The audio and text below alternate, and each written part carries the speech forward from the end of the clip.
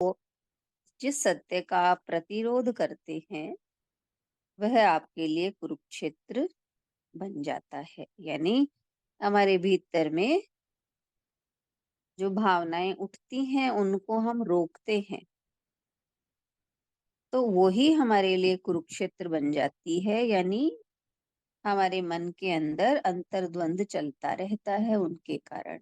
उन्हीं के कारण हमारे भीतर में तनाव की स्थिति बनती है, क्योंकि हमने सत्य को रोका है, सत्य का प्रतिरोध किया है, उसको दबाने की कोशिश की। तो यही बताया है कि जीवन को ईमानदारी से जिया जाता है तो वो अपनी तकलीफों का इलाज खुद कर लेता है, और सत्य का प्रतिरोध करते हैं तो वो आपके लिए कुरुक्षेत्र बन जाता है। तो स्पष्ट हो गया है लेसन कि हमारे भीतर विचार बनते हैं, आते हैं, लेकिन हम उन्हें व्यक्त नहीं कर पाते। भावनाएं उठती है, महसूस करते हैं, हम उनको व्यक्त नहीं कर पाते। तो वो एक हमारे अवचेतन मन में स्टोर होती रहती हैं वो भावनाएं, और एक समय पाकर वो बाहर आती है तो बहुत दुर्गंधपूर्ण होती है वो विचार। जैसे मशीन में कपड़े ना निकाले धुले हुए तो कितनी बदबू मारते हैं वो, उसी तरह हमारी भावनाएं हैं।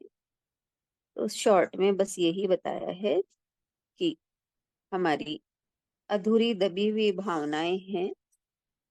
यानी कोई भी, किसी ने भी हमें कुछ कहा है जो सही नहीं है, तो हमें यही है कि उन्हें हमें अपनी बात कहनी हमें सीखनी होगी। यानी सत्य का सामना हमें करना है।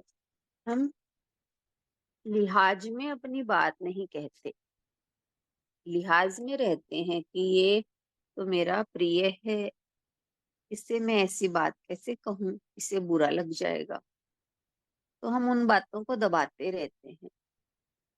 लेकिन संत कहते हैं कि लिहाज नहीं मर्यादा हो।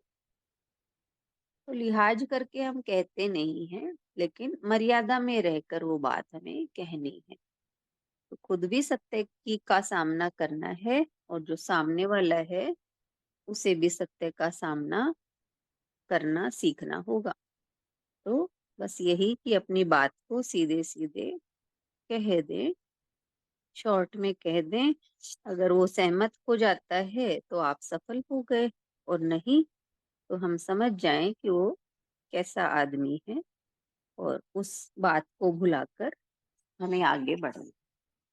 हरिओम।